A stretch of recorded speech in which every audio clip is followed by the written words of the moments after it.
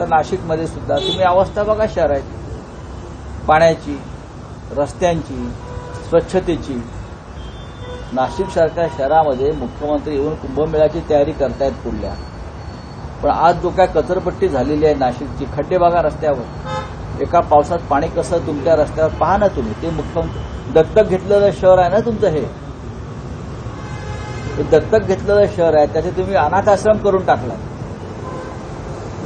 काय करताय तुम्ही?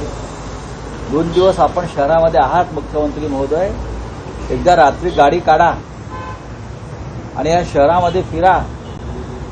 वाटल्यास प्रत्येक पक्षाचे 2-2 माजी नगरसेवक घ्या, तुमचेही घ्या, आमचेही घ्या, आणि त्यांच्याकडून तुम्ही हे शहर समजून घ्या नाशिक.